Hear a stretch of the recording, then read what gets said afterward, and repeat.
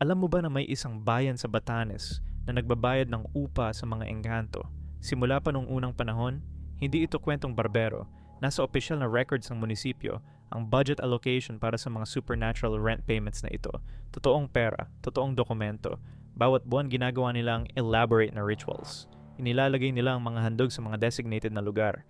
Tapos biglang nawawala lahat ng offerings, walang nakakakita kung sino ang kumukuha.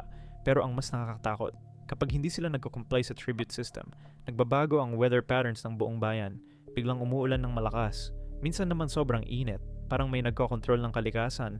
Ang mga anthropologists na nagsistudy dito, hindi nila ma-explain kung paano nangyayari. Pero nakikita nila na totoo ang connection between compliance at survival ng komunidad. Hanggang ngayon, patuloy pa rin nilang ginagawa ang monthly rituals. Kasi alam nila na kapag tumigil sila, hindi lang buhay nila ang nakataya, pati na rin ang buong kinabukasan ng kanilang bayan. May mga lugar talaga na hindi pa rin natin kontrolado.